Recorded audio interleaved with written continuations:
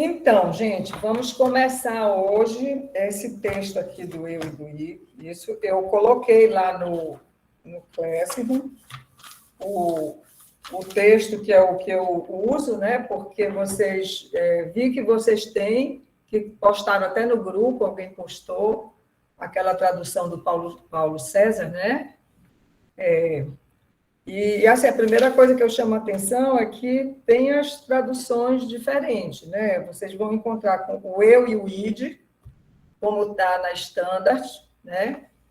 Que é a tradução, digamos assim, primeira tradução das obras completas, que foi feita em inglês e depois traduzido do inglês para o português, e isso dá problema, né? E tem outras traduções, né, que colocam como o ego, o id e o superego, né? Mas o título do texto é o eu e o isso, né?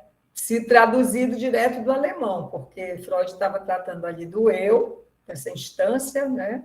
E do isso, que seria, que foi traduzido como id, né? Que é formado, digamos assim, uma estrutura formada de forças pulsionais e tal. Então, a tradução que vocês têm, que vocês devem ter lido, eu não sei se foi a que está lá no WhatsApp, no grupo de WhatsApp, que alguém mandou o livro, não foi? E quando eu postei lá na turma, lá do Classroom, eu postei esse outro aqui para ter uma alternativa. Não tem problema, se ler o outro, não tem problema nenhum. Eu só estou dizendo que eu vou seguir esse daqui. Uma primeira coisa, né, que eu quero colocar é que vocês lembram que eu falei para vocês da metapsicologia, né? A metapsicologia freudiana tem a primeira tópica e a segunda tópica. Esse texto aqui é considerado, né, o texto que abre, quer dizer, não que abre, mas é também um texto da segunda tópica, né? A primeira tópica seria aquela concepção de aparelho psíquico que vocês já conhecem, né? O inconsciente, pré-consciente, consciente. E a segunda tópica é essa concepção nova que Freud vai trazer a partir de 1923, né? Que vai responder aos avanços que a psicanálise vinha tendo em relação à discussão teórica, clínica, porque tinham fenômenos clínicos que não, digamos assim, cabiam, né, na explicação apenas de pensar o aparelho psíquico como uma parte que é consciente, outra parte que é inconsciente, mas sim pensar em como as estruturas que vão se formando, como o eu, né, o supereu ou o superego, como vocês queiram, como é que eles vão se relacionando entre eles. Então, isso que é considerado como, digamos, a segunda tópica, porque Freud vai congregar aí conceitos, né, que ele trabalhou no Além do Princípio do Prazer, que é aquele texto lá que a gente viu da repetição, né, da pulsão de morte, da pulsão de vida, pulsão de morte, que a gente viu as compulsões, fenômenos clínicos que não cabiam naquela... Né, não cabiam no sentido de que não dava para analisar tudo a partir dessa concepção em tópicas, né, em lugares psíquicos, mas sim a partir de uma concepção em que tem estruturas psíquicas que se relacionam entre si, não é? E que elas são resultado de modificações de um aparelho que inicialmente não está formado, né? E que, aos poucos, no contato com o outro, no contato com os ideais, no contato com o narcisismo, no contato com tudo aquilo que já havia sido elaborado, ela vai se constituindo. Então, Freud escreve esse texto é um texto longo, levou um tempo para ser escrito, né? E, basicamente, ele vai falar dessas estruturas, o eu, ou o ego, como vocês encontrarem, o isso, ou o id, né? E o super-eu, ou super-ego, ou supra-eu, vocês vão ver várias traduções, né? Então, a gente vai trabalhar essa ideia de que Freud está pensando aqui no modo de articulação entre estruturas psíquicas e não mais lugares psíquicos, entendeu? Então, como é que a gente pode começar pensando, né, de fato, como é que ele vai desenvolvendo aqui, né? É um trabalho teórico muito intenso, pesado, como se diz, né, porque ele é consistente, bastante consistente, né? E ele vai trazer elementos daquilo que ele discutiu no Além do Princípio do Prazer e no outro texto que a gente não vai ter tempo de ver aqui, mas que é muito importante, né? Que é o texto do Psicologia tá traduzido na Standards como Psicologia de Grupo e Análise do Eu, aliás, Análise do Ego, né? E que vocês também vão encontrar outras traduções, como Psicologia de Grupo, e análise do ego, do eu, enfim. Mas é um texto onde ele vai falar dos ideais, né? Ele vai falar do eu ideal e do ideal de eu, de uma forma mais aprofundada, já juntando todos esses elementos que ele foi construindo. Vocês estudaram no texto do narcisismo, quando vocês fizeram a disciplina de psicanálise 1, né? Que existe o narcisismo primário e o narcisismo secundário, que é a partir daí que se forma o eu, né? Vocês viram também que existe o eu ideal e o ideal do eu, que o eu ideal corresponde, digamos, ao ideal narcísico dos pais. Seria a perfeição, né? Aquele bebê perfeito que vai ser investido dessa forma. E é isso que vai constituir o narcisismo primário, e que tem a ver com o ideal do eu, né? Aliás, com o eu ideal. E depois o sujeito, né, passa pela operação de castração, então ele não vai ser mais o todo-poderoso, a sua majestade bebê. Ele vai constituir os ideais, né, os quais vão dar para ele elementos assim de identificação, de polos identificatórios, para que ele possa responder aquilo que esperam dele, para ele poder ser amado, né? Lá no texto do mal-estar, a gente viu um pouco isso, né? Foi falado sobre essa questão do ideal.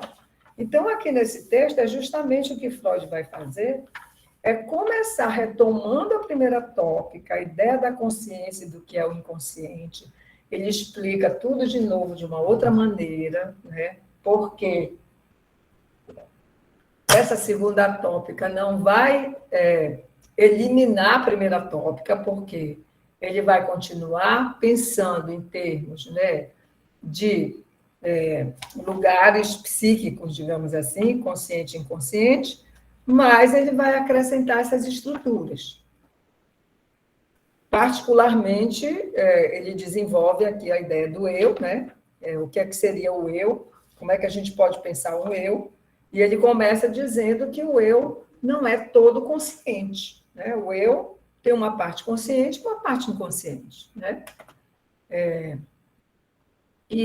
Assim, eu acho que antes de dizer isso, eu acho importante a gente retomar aquela ideia que eu estou sempre colocando, de que o eu, digamos, não nascemos com essa estrutura, né? É uma estrutura que vai se instaurando a partir do contato do bebê com a mãe, com o mundo, com as pessoas ao seu redor, e a partir disso é que vai se constituir o eu. E é importante também eu dizer que, quando Freud instaura aqui essa segunda tópica, ele também inicia uma certa divisão da psicanálise. Né? Como? Vão ter, por exemplo, vai ter uma corrente de psicanalistas que vão centrar o seu trabalho no eu, o que é muito criticado pelos pró-freudianos que seguiram, né, aquilo que Freud achava fundamental do trabalho da psicanálise, que é o trabalho com o inconsciente. Né? Então, para esses psicanalistas que se encaminharam para trabalhar com o eu, no sentido de reforçar o eu, para que o eu possa dominar as pulsões do id, para que o eu vá, né, comandar toda digamos, todas as ações do sujeito, como se isso fosse possível, né? Esses vão formar um grupo que foi conhecido como psicologia do ego, né? Que não é psicanálise no sentido de que visa o inconsciente, que visa aquilo que é do desejo. E o que é do desejo tem a ver com o inconsciente, né? E não com o eu ou uma parte de uma estrutura psíquica do eu, né, que, digamos, ela pode ser modificada e que ela não vai, a partir de um fortalecimento dessa estrutura, que ela não vai ceder aos impulsos do id. Só que não é assim. Porque esse eu, por mais que ele se esforce, né, digamos assim, para responder ao que esperam dele, para ser aquilo que é ditado socialmente pelas leis, pelas normas éticas, pela moralidade, enfim, ele vai sempre estar escorregando.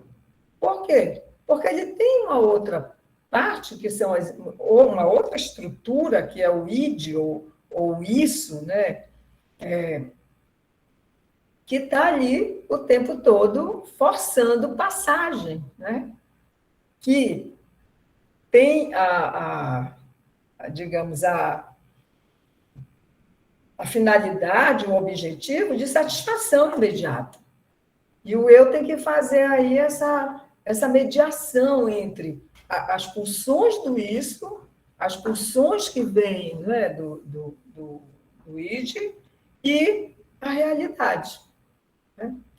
Então, tudo aquilo que a gente estudou já vai se articular com essa nova maneira de ordenar o funcionamento do aparelho psíquico a partir da instauração dessas instâncias, né?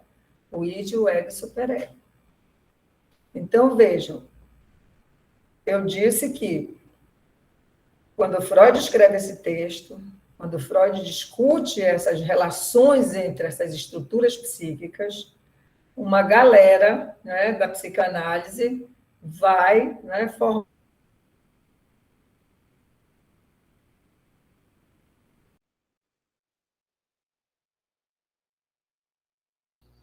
Professora, travou aqui. Se fortalecer essa instância, como se... Voltou, a senhora parou no Freud, que uma galera da psicanálise vai... Voltou? Voltou. Ah, tá. Sim, eu estava dizendo que uma galera da psicanálise vai tipo assim, seguir, a partir desse texto, a ideia que eles tiraram, né, da própria cabeça, né, porque não foi de Freud, de que trabalhar com, digamos, reforçando reforçando as atividades do eu, do ego, né, que o sujeito estaria bem na foto, entendeu? Tipo assim, vou me controlar para não comer mais. Se eu tenho uma compulsão, eu vou resolver assim, de uma maneira a seguir uma programação que vai me fazer resistir, né, e não fazer mais isso, né? Ou um outro tipo de compulsão qualquer. Estou falando de fenômenos clínicos, né, que não estão submetidos à instância do eu. E é por isso que Freud vê a importância de pensar uma nova forma, as relações entre essas estruturas psíquicas. Porque tem fenômenos clínicos como a compulsão, como a repetição, né? Como, né, a pulsão de morte, alguns fenômenos que respondem à pulsão de morte, que não são submetidos ou não têm origem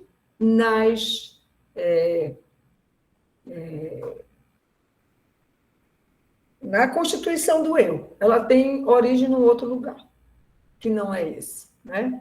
Então, é por isso que a gente não consegue controlar quando a gente se programa todinho para fazer as coisas tudo bonitinho, tudo perfeitinho, e aí escorrega bem ali numa casca de banana, né?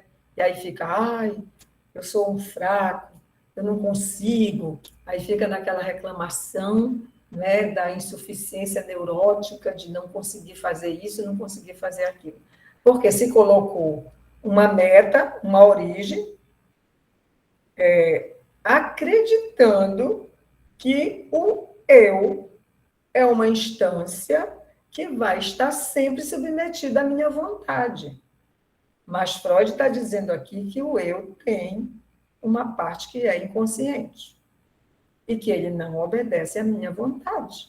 Que eu decido isso, mas eu vou fazer aquilo, que eu decidi não ter mais medo. Eu já ouvi isso, achei engraçado, sabe? Porque não é uma coisa de uma decisão que se toma, né? Eu decidi que eu não vou mais ter medo de nada. Eu sou uma pessoa corajosa, eu não tenho mais medo.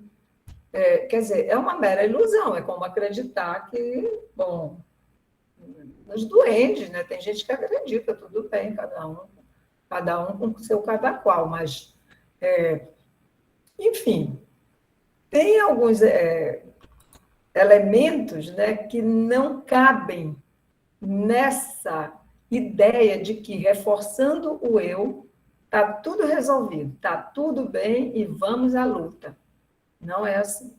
Né? Senão, as literaturas de autoajuda resolviam qualquer problema, não precisava fazer mais nada. Senão, os coaches, né, da vida, que agora entraram para fazer tratamento também psicológico, né, resolviam tudo, não precisava mais de psicólogo. Não precisava mais do sujeito se interrogar sobre as suas questões. Né? Porque bastava reforçar o tal do eu e pronto. A outra corrente da psicanálise, que se dividiu aí a partir desse texto, é justamente aquela que segue a orientação de Freud de que o trabalho psíquico é mais embaixo. Tipo assim, o buraco é mais embaixo. Não é um trabalho apenas de eu. Claro que o eu vai entrar aí no início, é disso que o sujeito vai falar, né? Mas para a gente entender isso, a gente precisa pensar no que vai constituir esse eu. O que é que constitui o eu? Aí, bom, aqui no texto, né,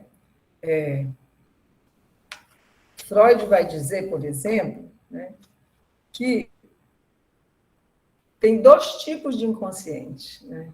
É consciente, que é aquilo que é latente, né, e o inconsciente, que é o recalcado. Aquilo que é da ordem do recalque, que o eu empurrou ali para esse lugar, né? E que não é possível ter acesso a esse elemento.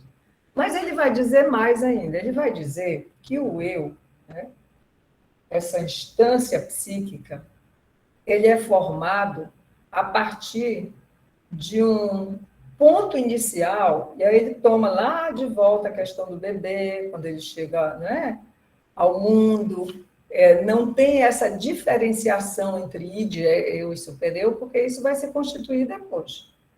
Então, digamos que a criança é mais pulsional do que qualquer coisa. Né? O funcionamento de um bebê, bem no início, ele é puramente pulsional. Né? Ele já é marcado pela linguagem desde que nasce. Né? Ele é, portanto, uma promessa de falante, né? De um ser falante que vai passar a falar, né? Mas ele não nasce com essas instâncias já constituídas, com o recalque já funcionando, né? Com a estrutura do eu já instituída. ele vai ser investido pelo outro, né? Geralmente quem cuida dele, a família, as pessoas próximas, né? E a partir desse investimento que vem do outro, ele vai formando essa instância que é o eu, né? Então, é o que Freud vai mostrar, justamente que o eu, ele é uma instância psíquica que tem parte consciente e parte inconsciente, que ela se instaura a partir do nascimento, pelo investimento narcísico dos pais em relação a esse bebê, né? Primeiro com o ideal, com o eu ideal, né? Que esse bebê é a sua majestade, pode tudo, e depois com a instauração de um outro tempo que seria, a partir da incidência do recalque, aquilo que vai dividir o próprio eu, inconsciente e inconsciente. Então, o eu tem parte consciente e parte inconsciente. É isso que Freud está explicando aqui, né? E aí ele vai dizer que o eu é uma organização coesa, né? E aí ele diz que, inclusive, o eu seria aquela instância psíquica que supervisiona todos os processos parciais que ocorrem na pessoa. Quem levantou a mão? Jefferson. Pode falar. Está me escutando bem? Sim, Jefferson. Então, a senhora estava falando sobre de haver dois tipos de inconsciente, né? E eu acabei marcando uma paradinha que está no texto, bem lá no início, no consciência e inconsciente, de que ele dá em um sentido, né? Ele dá dois tipos de inconsciente, que é no conceito descritivo. Eu queria que a senhora me explicasse um pouquinho melhor isso. E num sentido dinâmico, de haver apenas um. Aí eu queria que a senhora só desse... Ficou meio confuso esse... No sentido descritivo, haver dois tipos de inconsciente. Tá, então eu vou explicar rapidinho, porque quando ele fala isso no início, é porque lá na parte do id, quando ele vai explicar o id ou o isso, ele vai falar que o isso, né, não é todo constituído por recalque, que ele tem coisas que não são recalcadas. E aí ele mostra aqui que ele já tinha falado que o inconsciente, ele é, digamos assim, composto, né? Ele é formado por partes de conteúdos recalcados ou elementos que foram recalcados ou eliminados da consciência porque aquilo causa sofrimento, causa angústia, causa impasse, né? Enfim, tudo aquilo que o sujeito recalcou ao longo da vida, né? Bom, em qualquer momento da sua vida, aquilo que ele recusa na consciência vai fazer parte do inconsciente, né? E uma outra parte do inconsciente que nunca foi consciente, que são as primeiras marcas psíquicas que, se vocês lembrarem do Garcia Rosa, lá naquele texto que a gente estudou, né? Naquele esquema do pente, que tem os traços minêmicos, lembram? Que a gente viu lá? Então, tem percepções visuais, auditivas, de sensações corporais que jamais vão se tornar algo objeto da consciência. Então, o que ele está dizendo aqui é que tem uma parte do eu que ela é formada de conteúdos recalcados e outra parte que é formada de elementos e traços minêmicos que o sujeito nunca ligou a nada, a outra coisa que não seja aquela sensação que marcou ali, entendeu? É isso que quer dizer o inconsciente, né, recalcado e o inconsciente não recalcado. Aquele que nunca foi objeto de recalque, até porque nunca foi escrito na linguagem. Apenas foi uma experiência que afetou o sujeito na sua intensidade psíquica, mas que não teve uma passagem pela linguagem. Ela não foi nomeada, ela não foi dita, é aquilo que Lacan depois vai chamar do real, né? Aquilo que está fora da linguagem, aquilo que existe a linguagem, aquilo que não foi nomeado pelo sujeito. É nesse sentido, tá, Jefferson? Tá ok, professora. Então, no caso, na formação do aparelho psíquico, a gente pode ver no início que tá ali, quando desde o nascimento está se formando ali o aparelho psíquico. Nem sei se eu estou falando besteira, mas enfim. Tá ali se formando, né? Senti um medo agora.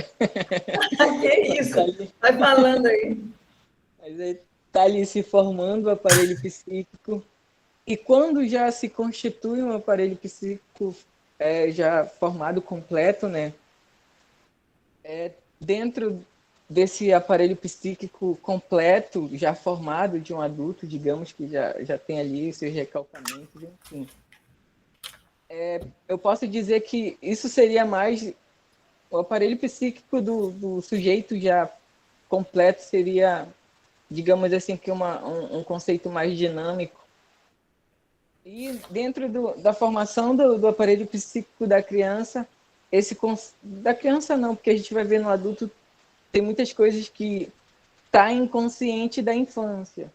Tipo, alguma coisa lá da infância que foi vivido, sei lá, por um breve momento e de alguma forma tá lá, mas não tem acesso, tá inconsciente. Esse assunto nossa. Olha, primeira coisa que eu quero lhe dizer é que essa ideia de aparelho psíquico completo, né, não é uma ideia muito compatível com o que pensa a psicanálise, né? Porque não há uma completude, não há ideia de uma coisa redondinha, né? O sujeito está sempre em constituição, né? Nós, adultos, velhos, enfim, adultos jovens e adultos mais não tão jovens, né? Estamos sempre em constituição. Sempre algo vai se escrever e nós vamos passar a dar um sentido diferente para aquilo que a gente dava antes do que a gente sente. Isso é uma constituição, né, que é permanente.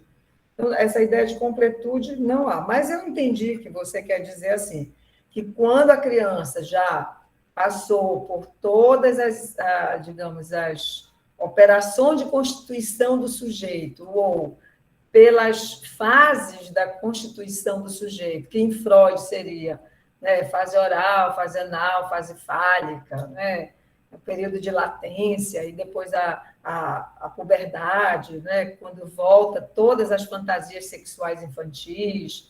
Então, quer dizer, quando o sujeito já se constituiu a partir de toda essa experiência do seu encontro com o outro, já passou pela castração, né, se instaurou para ele o Édipo, ou seja, um terceiro elemento que entra na relação dual mãe-filho, né?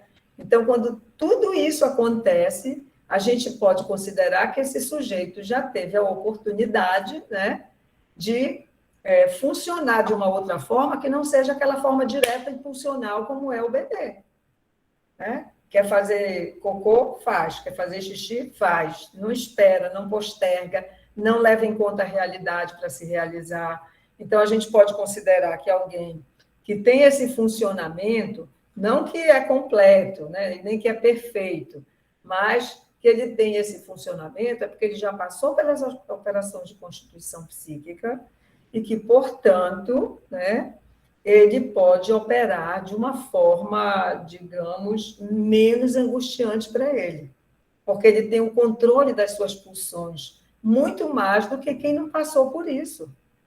Por exemplo, quem não, a partir da castração, né, quem não se, digamos, submete à castração, fica à mercê do outro, da barra que o outro vai fazer contra os meus impulsos. Sejam eles agressivos, sejam eles, né, que tipo de impulso for, né, de satisfação sexual, senão o sujeito vai direto agredir o outro ou agarrar o outro, né? Então, ele precisa se ele não está submetido à castração, se ele negou a castração, e a gente já viu isso, né? A castração ela pode ser negada, pode ser recalcada e pode ser colocada assim, tipo de lado, para ser subvertida, como é no caso da perversão, né? Então, quando a gente fala de um sujeito que não está submetido à castração, a gente está falando da psicose. A gente está falando de um sujeito que não se submeteu a isso. E que, portanto, ele precisa de um outro, de uma instituição que possa auxiliá-lo a ter um certo controle sobre as suas pulsões. Enquanto que um sujeito que está submetido à castração, né, ele desenvolve uma instância psíquica chamada eu, e o super-eu depois, né, que é uma instância, digamos, moral, da lei, enfim, que vai poder auxiliá-lo na maneira de satisfazer os seus desejos sem se prejudicar, no sentido de se automutilar, entendeu? Então, é uma outra forma de funcionamento, não é? Então, se a gente pensar nisso que eu estou falando, a partir da sua colocação, a gente vai pensar o seguinte: no início, o bebê precisa do outro para poder satisfazer seus impulsos. Depois que ele constitui um eu, ele começa, ele mesmo, a ter um certo controle sobre as suas pulsões. Ele começa a aprender a esperar, a postergar a satisfação, a não fazer cocô e xixi na fralda, enfim, tudo aquilo que faz parte da educação, faz parte, né, das contenções, e que é operado sempre por um outro, por uma outra pessoa, né? E aí que vai instituir essa instância chamada eu, que vai recalcar os impulsos agressivos, recalcar os desejos de satisfação sexual imediata, né? Então, esse sujeito vai estar submetido já a uma autorregulação, digamos, né? Não será mais um sujeito que precisa do outro para me corrigir ou me conter. Eu, particularmente, acho que a pior forma de abandono para uma criança é deixá-la entregue às suas próprias pulsões. Não interferir ali quando a criança está tendo um ato pulsional de se jogar, de morder, enfim. Tem que ter alguém ali para conter, entendeu? Até ela poder fazer isso sozinha. E aí, quer dizer, se a gente está falando que esse eu é a partir da constituição desse eu, que o sujeito poderá ter um funcionamento menos impulsivo, menos imediatista, menos pulsional, né? Então, é importante que esse eu possa se constituir. E ele só vai se constituir com a ajuda de um outro, porque ele é feito de ideais, ele é feito de identificações. Eu falei para vocês do texto de Freud, Psicologia de Grupo e Análise do Eu, que é justamente onde Freud vai falar das identificações, as primeiras identificações do bebê, né, com o pai, com a mãe, enfim, com todos aqueles que o cercam, com traços identificatórios que ele vai formando esse eu. Então, o eu acaba sendo uma coleção de identificações, entendeu? Uma coleção de traços que o sujeito vai tomando do outro a partir da educação, a partir da sua relação com os outros que cuidam dele. Aí ele constitui esse eu. Então, é uma instância que se constitui, digamos, entre aspas, bem entre aspas, artificialmente.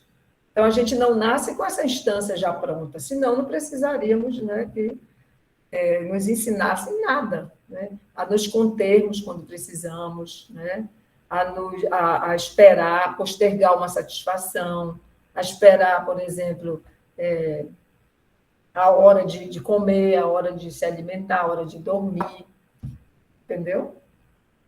Então, é essa instância que é responsável por isso. Só que para que esse eu se constitua e funcione assim, é preciso, né, que ele também seja um sensor das pulsões do eu, do id, ou do isso, né, que a gente vai estudar também, né? Que é essa outra instância psíquica, essa outra estrutura que vai justamente pressionar para a satisfação, porque ali, né, a coisa é de uma demanda imediata de satisfação, de uma coisa pulsional, é muito mais pulsional essa outra instância psíquica. E o eu, coitado, coitadinho, fica lá responsável por agradar os de fora e conter esse que está lá pressionando para ser satisfeito, entendeu? Então, Uma tortura. é por isso que o eu adoece, né? É por isso que temos, por exemplo, sintomas de inibição, né? Não esses sintomas todos ligados ao eu, como, por exemplo, não consigo falar em público, não consigo escrever, não consigo fazer isso, não consigo fazer aquilo, que são as chamadas insuficiências do eu, né? Que é da neurose, própria da neurose, eles são sintomas ligados ao eu, porque o eu, tipo, coitado, ele está ali ocupado com isso que é responder aos ideais sociais, responder ao que eu suponho que o outro quer de mim, agradar ao outro e, ao mesmo tempo, satisfazer esses impulsos que são próprios do id, que forçam passagem, que querem satisfação. Mas tem uma pessoa que levantou a mão aqui, que é a Joyce. Joyce Maria. Bom dia, professora. Bom, Assim, só para pegar o gancho da pergunta do Jefferson sobre essa parte do inconsciente e tal, porque, assim, no decorrer do texto, uma das coisas que mais me deu dificuldade para entender também foi como que funcionaria essa parte inconsciente, tanto do eu quanto do supereu, né?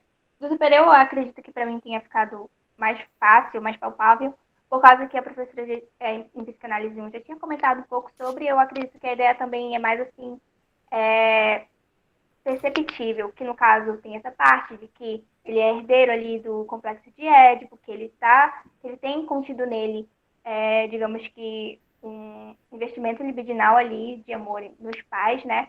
Que de certa forma é bem vergonhoso, então por isso que ele suprime, e eu acredito que é nessa parte que ele recalca, né? Seria inconsciente, essa questão que ele se relaciona com o id, seria mais nessa parte, dele ter ali conhecimento do desejo mais profundo do id, mas, enquanto ao eu, para mim ficou bem. Eu acredito que vá por esse mesmo caminho de identificação de objeto, né? De conhecer objetos passados, mas para mim, quando ele descreve no texto, ficou um pouco confuso ainda. Como que qual é a parte do eu e como que ela se torna inconsciente? Qual é essa parte do inconsciente, como que ela se torna inconsciente? Ele até fala, só que eu não consegui encontrar aqui, eu procurei, mas eu marquei tanta coisa que eu não consegui encontrar. Mas ele até fala sobre isso, como que essa parte do eu se torna inconsciente. Aí ficou um pouco confuso para mim ainda, essa parte. tá, mas vocês vão me dar uma licencinha rápida? Eu preciso dar um telefonema para minha casa, urgente, tá? Tá ok, professora? Ok. Tem uma bronca lá para resolver. Peraí, tá?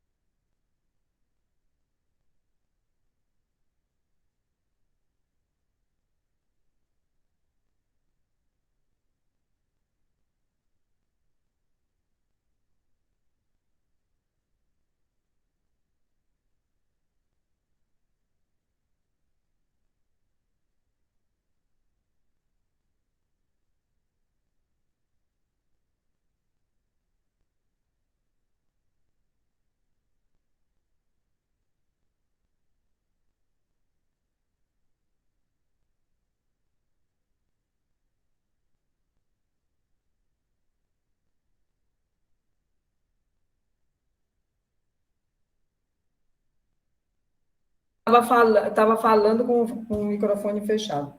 Ó, então, gente, a sua questão é entender como é que uma parte do eu fica inconsciente, né? Foi isso que você falou, né? Bom, para resumir tudo que você disse, eu entendi assim, né? Então, tem uma parte do eu que é inconsciente, sim. Por quê? Porque é justamente conteúdos que foram recalcados, né? Aqueles conteúdos recalcados que, de alguma maneira, eles têm um acesso à consciência, né? Mas que eles são rejeitados. Né? Ou seja, eles já têm uma passagem aí, eles já podem ser nomeados, digamos assim, né? Mas, ao mesmo tempo, eles permanecem inconscientes. Para eles passarem para a consciência, é preciso que eles sejam enlaçados com a linguagem. Ou seja, lembra do pré-consciente? Pré-consciente, consciente, inconsciente, é aquele movimento que Freud descreve ali na passagem do inconsciente para o pré-consciente. Não significa que, quando ele está no pré-consciente, que ele é consciente, né? Ele vai ficar inconsciente, no sentido descritivo. E eu acho que o Jefferson perguntou isso, não sei. Porque, veja só. Desculpa, professora, é porque isso lembra muito com a questão de latência, de um momento tornar-se consciente e depois tornar-se inconsciente de novo. Porque, veja só, tem o inconsciente, a gente pode tomá-lo no sentido descritivo. Você fala em, digamos, um conteúdo que é consciente e um conteúdo que é inconsciente. Isso é o sentido descritivo do termo inconsciente, que todo mundo usa, né? Inclusive outras. Tem algumas abordagens que falam no inconsciente, mas falam desse inconsciente que é descritivo, mas não é esse que interessa a psicanálise. Né? É o inconsciente econômico e dinâmico que interessa a psicanálise. E esse que tem um interjogo de forças que vão fazer entre si esse jogo aí, né? Daquilo que passa, do que não passa, do que é possível se tornar consciente mais disfarçado, como no sonho, por exemplo. O sonho, a gente lembra que sonhou aquilo, mas não é aquele conteúdo que está em causa. O que está em causa está por trás daquele conteúdo. Você vai lembrar do sonho, das imagens, do que aparece, das figuras, do não sei o quê.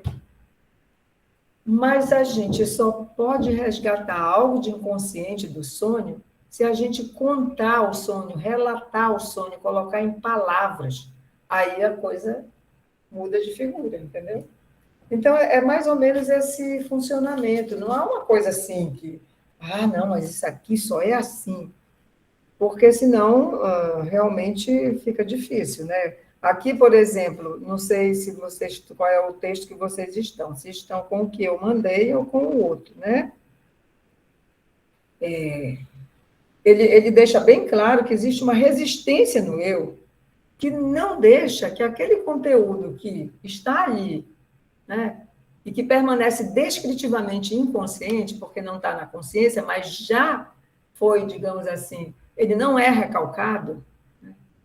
Não é um conteúdo recalcado, é um conteúdo que está ali, né, e que o eu oferece resistência para que ele não passe. Então, é nesse sentido que existe uma parte do eu que é inconsciente. E aí ele vai falar depois, porque, veja só, se você for pensar nessa nova maneira que Freud apresenta aqui,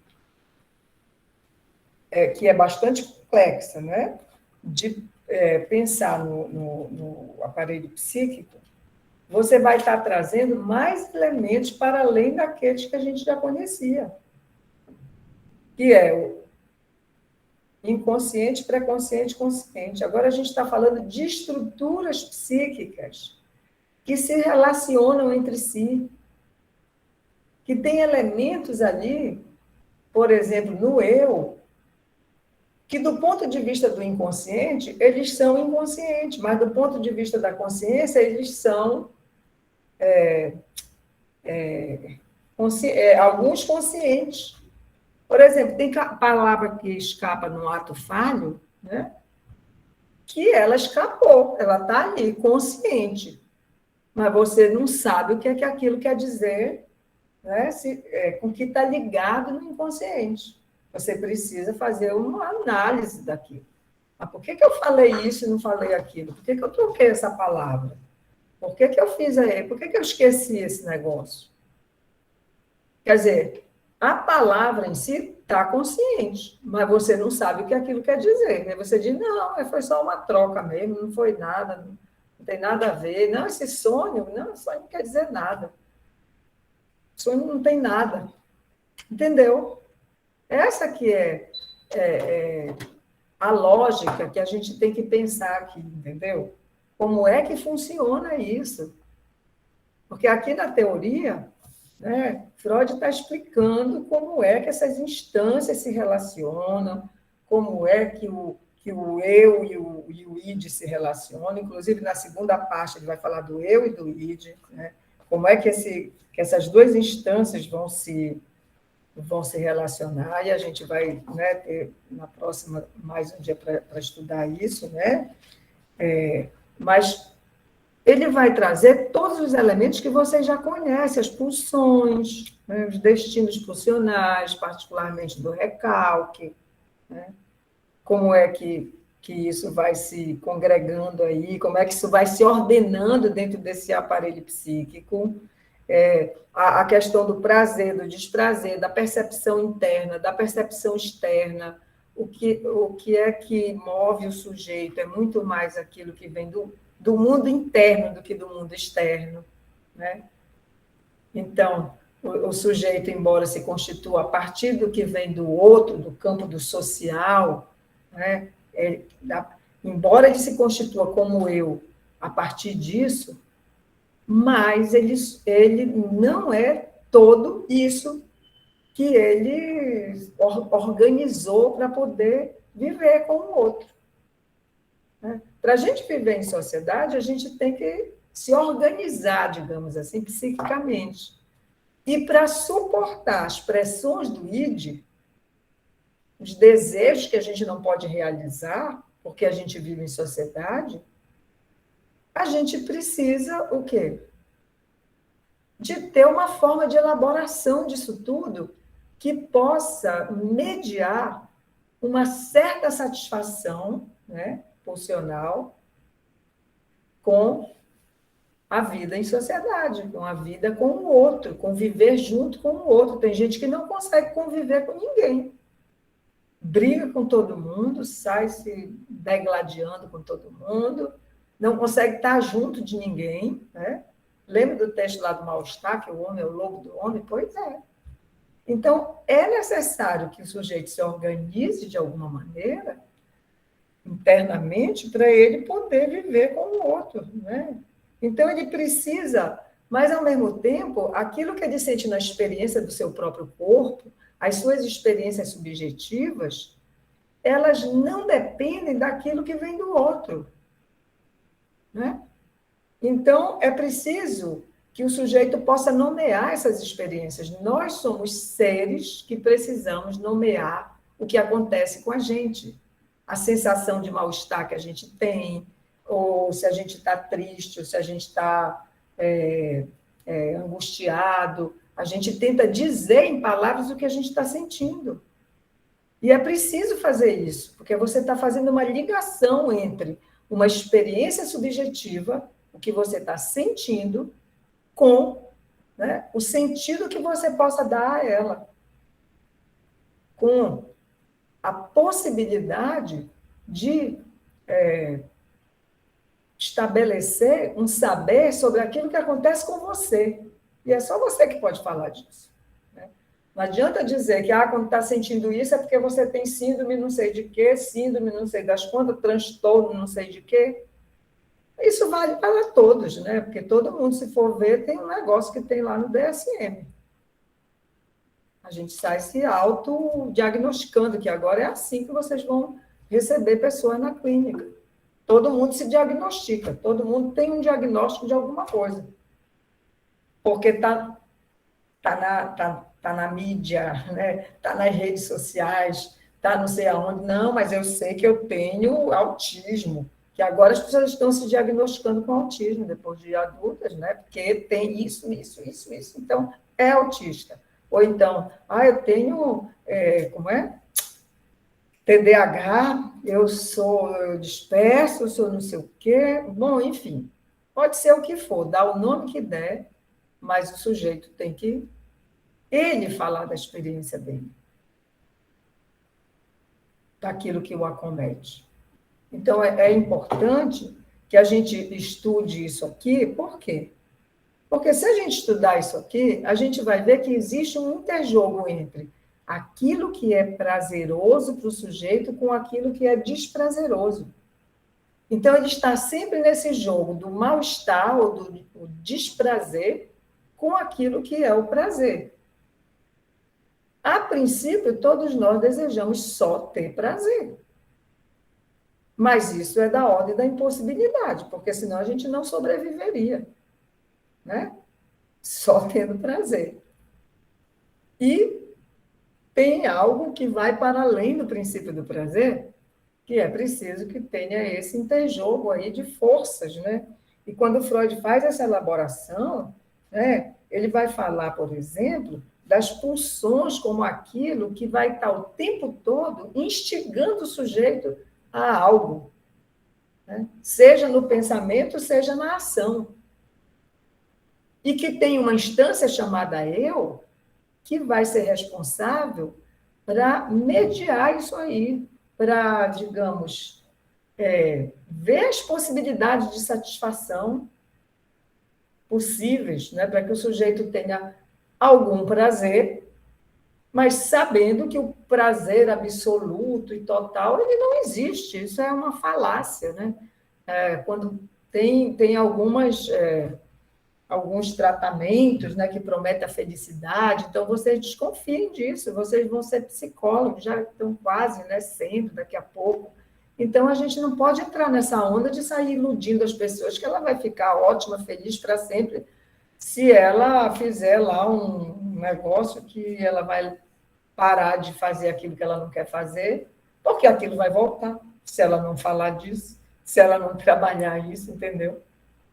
Vai voltar de uma outra forma.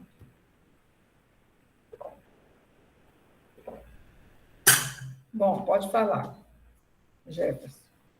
Eu acabei esquecendo metade do que eu ia falar, mas... Mas também se eu interrompesse naquela hora, eu também ia esquecer o que era que eu ia falar, entendeu? Tudo bem. Mas anota aí, vocês têm um negócio, anota quando vocês tiverem uma dúvida, porque às vezes se eu parar ali, aí o meu raciocínio vai para o espaço. Sim. Tudo bem. Não, só deu para entender agora, legal, essa teoria da repressão. Ficou bem claro, bem no início a senhora falou. E a senhora falou sobre o autodiagnóstico e tal. Eu estava lendo aquele texto do caso clínico, eu acho que é neurótico obsessivo, eu acho. Sim. Era, né? Aí eu comecei a ler ele, uma experiência minha mesmo, comecei a ler ele e comecei a ver que tinha muita coisa ali que parecia comigo. Aí, tá. Aí gente, quando eu estudei psicologia, a gente estudava aqueles manuais clássicos de psiquiatria. O livro do Isaías Paim, do Penotti. Eram compêndios assim, de psiquiatria que a gente tinha que estudar, porque tinha glossários só de delírio. Delírio místico, delírio religioso, delírio não sei de quê, delírio de ciúme, delírio... A gente tinha que aprender tudo, né? Então, eu nunca esqueço que quando eu fiz o Psicopatologia 1, a gente fazia Psicopatologia 1, 2, ainda fazia uma Psicopatologia da psicanálise, não sei, de outras coisas. E aí eu lembro que eu achava que eu tinha tudo aquilo. Da esquizofrenia a sei lá o quê. Eu sou esquizofrênica, eu sou paranoica, eu sou não sei o quê, entendeu? Eu terminei de ler o texto, pensa, nossa, eu sou um neurótico obsessivo. Caraca, que é isso? Por quê? Porque tem uma certa dose, né, em cada um de nós de tudo isso. Né? Agora, se aquilo se intensifica a ponto de impossibilitar a sua vida com o outro, ou o seu trabalho, ou os seus afetos, as suas relações, aí tem alguma coisa errada, né? Tem algo aí que está para além do que é possível você suportar. Né? Tem um sofrimento aí, tem um sofrimento psíquico. Né? Então, aqui nesse texto eu acho legal, porque Freud vai pegar, por exemplo, nessa segunda parte, quando ele vai falar do eu e do isso, ele vai começar, né, falando sobre... Bom, ele vai trazendo uma forma de articular o eu e o isso, né? E ele diz uma coisa que eu não sei localizar exatamente aqui, que ele vai falar das percepções, que, a princípio, tudo que percebemos é consciente. Se a gente não percebeu, é porque não percebeu, né? Então, as percepções, elas são, a princípio, conscientes, né? Tanto aquelas que provêm de fora, como aquela que nos afeta internamente. Então, se eu estou sentindo alguma coisa num órgão qualquer, né? Tem aí alguma coisa que, a princípio, eu senti. Então, eu percebi, né? Agora, como que eu vou nomear isso quando eu for colocar palavra nisso aí, a coisa muda, entendeu? Por isso que se vocês observarem uma mãe cuidando de um bebê, né? Quando o bebê chora, aí ela diz, esse choro é de fome, esse outro aqui é de sede, esse outro aqui é porque a fralda está molhada, esse outro aqui é porque ele está com frio, né? Então, ela vai nomeando a sensação do bebê, que está expressando um desconforto. Então, essa nomeação vem sempre do campo do outro. E aí você se aliena nisso que vem do outro, nesse sentido que vem do outro, e depois, para que você... se isso fica uma coisa fixada nesse sentido, você não vê outra possibilidade de sentido quando você tiver uma sensação equivalente. Aí tudo vai estar naquele bojo ali, entendeu? Na mesma caixinha. Então, é legal porque Freud vai construindo isso. Ele vai falar das associações, como é que se associam as coisas no pré-consciente, né?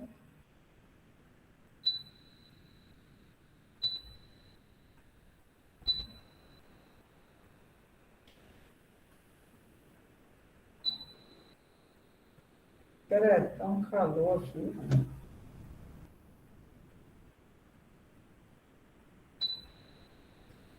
Então,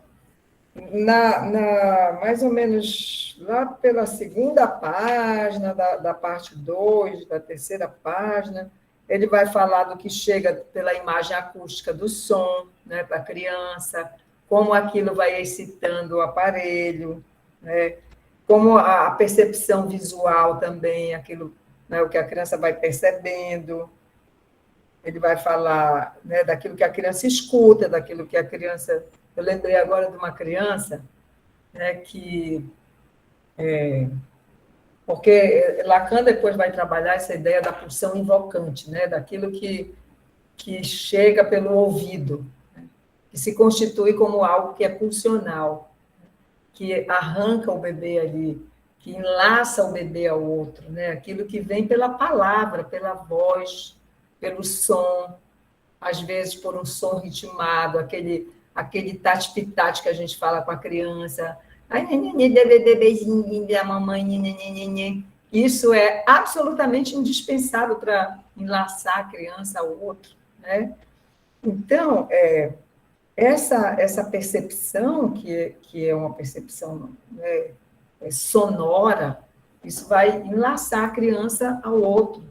E o que chega pelo ouvido, porque esse não se fecha, é o único buraco que você não consegue fechar, né?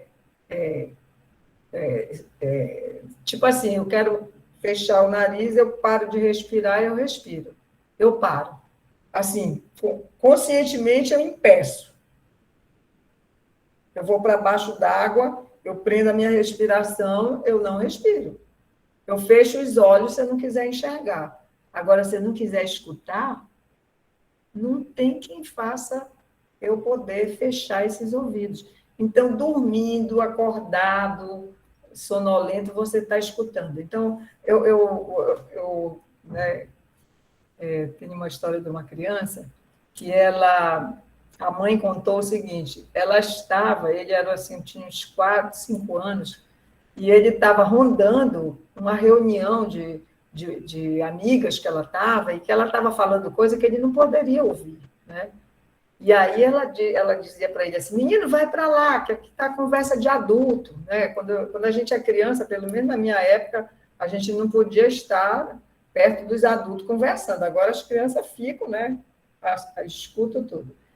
Mas, enfim, e aí a criança virou para ela e disse, mãe, eu vou, mas o meu ouvido não pisca. Ou seja, quer dizer, meu ouvido está aberto, estou ligada, né? Então, a criança escuta, se ela dorme no quarto com os pais, por isso que é tão recomendado que tire a criança do quarto dos pais. Porque ela escuta tudo, mesmo dormindo. E isso, de alguma maneira, vai ser inscrito no aparelho psíquico. E o que vai ser inscrito, mais tarde, vai ser ligado com alguma coisa. Enfim. Então, Freud vai trazendo tudo isso aqui, né? Ele fala dessa necessidade que há da percepção dela ser ligada, né, com alguma coisa. Aquilo que a gente percebe, a gente tem aquela necessidade de ligar com palavras, com um sentido, com algo da consciência, né? Senão a gente não reconhece. São as representações psíquicas. Então, ele vai fazendo toda essa construção para chegar nas palavras. Como é que as palavras são ligadas às coisas? A Joyce está perguntando aqui, que seria essa? Não dá para ler. Vai e volta, então... Ela disse que naquela versão do livro enviada pelo WhatsApp, ele fala sobre o boné auditivo na página 22. E aí ela diz aqui que seria essa janela aberta, auditiva, ligada com a percepção. Isso, exatamente, exatamente. Então, aquilo que se escuta jamais vai ser apagado, não tem como apagar. Palavras ditas, coisas ouvidas, percebidas, nenhuma borracha apaga. Tá? Então, é isso que Freud traz para a gente e diz, olha, não adianta querer que apague, porque não vai apagar. O eu faz tudo para apagar, mas não apaga, porque fica lá, entendeu?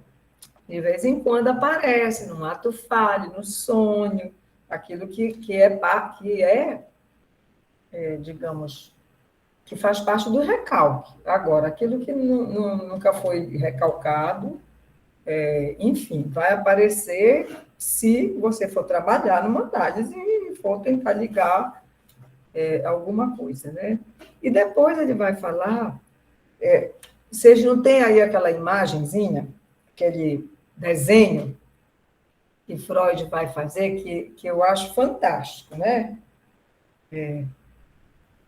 Justamente ele vai colocar o pavilhão auricular, ou seja, a orelha, o ouvido, aquilo que se escuta, né? Ele vai colocar a percepção e a consciência, né, num polo, porque toda percepção ela passa pela consciência, né? Você perceber alguma coisa, passa pela consciência, né? Agora, que alcance tem a nossa consciência é outra história. Por exemplo, os cachorros ouvem som que estão muito longe, né? A gente não ouve, né? Mas, enfim. E ele vai colocar o eu como sendo uma modificação do isso, né? E vai fazer uma divisão, como se fosse digamos, um ovo furado aqui em cima, que tem aquilo que entra pelo ouvido, né? Não só pelo ouvido, hein? Porque senão os surdos não teriam essa estimulação. Porque vocês sabem que a percepção sonora... Isso, muito obrigada, é isso mesmo. A percepção sonora, ela pode entrar pelos poros, pela pele, né? É uma vibração, o som é uma vibração, né? Então, ele chega pela pele também. Então, essa imagem aí está aí, olha, o eu, né? Como esses pontilhados vão indicar uma modificação, digamos, de uma massa amorfa, sem forma, né? Que é o id, a princípio, quando a criança nasce, né? Até que ela, no contato com o outro, vai modificando aí essa parte. Porque, digamos que, a princípio, a gente poderia dizer, por analogia, ou por... Enfim, mas eu não gosto de usar analogia, que parece que aquilo é aquilo. Não é. Mas digamos que a criança, quando nasce, é puro id. É puro, né? Essa massa amorfa aí, que ainda vai ter uma forma, vai ganhar uma forma, uma estrutura. E aí, com a modificação, se constitui o eu. Está aí o desenho. Né? Aí tem aqui uma parte que é recalcado, só que tem uma grande parte que é das percepções de elementos inscritos que não são objetos do recalque. O que é objeto do recalque é aquilo para o qual a criança já deu um sentido e que vai ser, né, eliminado da consciência, mas está lá, ele não vai desaparecer. Então, é muito legal quando Freud fala, eu não sei aonde localizar, mas vocês leram e vocês lembram, vão lembrar do que eu vou falar, ele diz o seguinte, que a relação entre o eu e o id, ele dá o exemplo do cavalo e do cavaleiro, né? O cavaleiro é aquele que vai dirigir o cavalo, né? E o cavaleiro pode levar o cavalo para onde ele quiser. Só que, às vezes, o cavalo para. Ou então o cavalo está com sede, aí ele para beber água e não adianta o cavaleiro querer levar ele, porque ele não vai. Então, seria essa relação entre o eu, que seria o cavaleiro, né? E o id, o isso, né? Que seria o cavalo. Porque o cavalo também tem movimentos que o cavaleiro não vai controlar. Então, é muito legal essa metáfora que ele usa. Eu não sei, vocês chegaram a ler isso? Está em algum lugar, tá? Eu não me lembro. Não lembro agora onde é que está exatamente, tá? Então, o que ele vai colocar a partir daí é que ele vai dizer o seguinte. É legal porque ele vai trazer o Grodeck, né, que era um médico que trabalhava com algumas doenças. Foi ele o fundador da psicossomática, tá? E fundou a psicossomática, foi esse Grodeck. E ele falava, exageradamente, obviamente que Freud não concordava com isso, que toda doença provinha do id. Era causada por algo inconsciente. Em grande parte, ele não deixa de ter razão, mas não é, logicamente, toda doença é causada por isso, né? Olha, a Joyce escreveu aqui, a metáfora está... Bom, já sumiu lá, Joyce. Lê aí, Joyce. Ela disse que a metáfora está bem próxima. Ai, desculpa, Joyce, vai.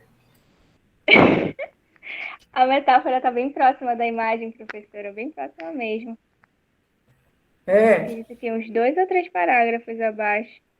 Abaixo, é? Que ele fala assim, a importância... Eu vou ler a versão que eu mandei lá no WhatsApp. Ele fala assim, a importância funcional do eu se expressa no fato de que, normalmente, lhe é dado controle dos acessos à motilidade.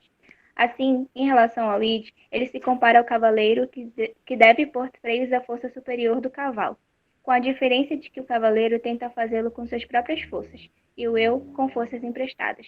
Este símile pode ser levado um pouco adiante. Assim como o cavaleiro, a fim de não se separar do cavalo, muitas vezes tem de conduzi-la onde ele quer ir, também o eu costuma transformar em ato a vontade do id, como se ela fosse a sua própria. Isso, exatamente. Está aqui, eu identifiquei aqui. É exatamente isso aí. Ele faz essa analogia aí, que é bem interessante, né? Porque aí ele continua aqui dizendo que o eu é parte do id, é uma diferenciação em sua superfície. É interessante essa parte aqui, porque ele vai definir bem, né, a diferença entre um e outro, né? E depois ele vai falar das relações entre o eu. Só, gente, que eu disse para vocês, já são 10h52, tá? Então, a gente precisa parar. E aí eu vou falar rapidinho sobre o trabalho, né, que a gente precisa fazer. Peraí, só um instante.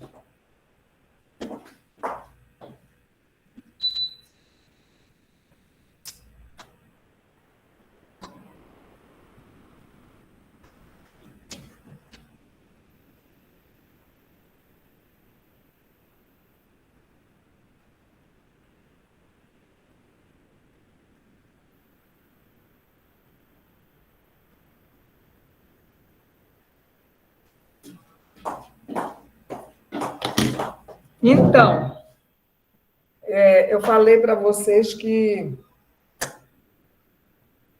a gente vai fazer a nossa avaliação, que era para fazer agora, na quarta-feira, da primeira data que está lá no meu cronograma, só que como teve 2 aulas e tal, que a gente trabalhou os casos clínicos e depois... Então, a gente vai fazer a nossa avaliação na terça-feira, dia 21, tá? Eu vou mandar depois o calendário direitinho, porque... Como eu queria montar tudo junto, e eu perguntei para vocês o que era que vocês preferiam estudar, dos pós-freudianos e tal, ninguém respondeu também, eu não vou mais ligar para a resposta de vocês. A gente vai estudar os pós-freudianos em janeiro, tá? Melanie Klein, Lacan e qual foi o outro que eu falei? O Winnicott, né? A gente pode mudar para Françoise Doutor, que... também é importante na psicanálise com crianças, por exemplo, enfim. Mas, voltando aqui para o que é mais imediato é a avaliação que vocês vão fazer. Então, a gente vai fechar esse texto, né, naquilo que ele é mais importante, eu vou pontuar. Primeiro, eu fiz uma apresentação geral dele, a gente já falou do eu, né, do isso, um pouquinho, aí a gente vai falar mais um pouco sobre o id, né? Como é que Freud pensa isso, para falar do supereu. Na sexta-feira, que a gente vai ter aula, né? Por conta da semana passada, que eu tive a banca e a gente dispensou a aula, na sexta-feira, a gente vai fazer uma revisão dos conceitos que vão cair na prova de vocês, numa escrita que vocês vão fazer, né? Numa resposta que vocês vão dar, né? A gente pode até pensar em fazer em dupla, se vocês quiserem, mas no máximo dupla, entendeu? Que é para responder aí, não é para copiar e colar, tá? É para responder com as palavras de vocês, o que vocês entenderam, seja daquele conceito, das questões que a gente vai colocar para vocês, né? E os textos principais serão o texto do recalque, o texto das pulsões, uma parte do Além do Princípio do Prazer que eu vou indicar, tá? E esse texto aqui, que vocês estão estudando, tá? E eu sei que tem mais uma de cabeça, eu não lembro, tá? Você pode repetir a data, professora, por gentileza? A data é dia... Peraí. 21. Dia 21. Tá bom. Tá? É porque o cronograma passado furou, então, enfim. Então, vai ser dia 21. Então, a gente vai fazer uma revisão, vou mandar para vocês direitinho os textos que são, vou colocar lá no Classroom, tá? E é isso. Então, até quinta. Tá certo. Tá certo. Até mais. Bom dia, professora. Até Bom mais, dia. professora. Até mais, professora. Obrigada. Bom dia, professora. Bom dia, professora. Até quinta. Tchau, até quinta. Só para a gravação, professor? Eu parei, ela não parou, que é isso? Não parou. Pois é, mas eu pedi para interromper.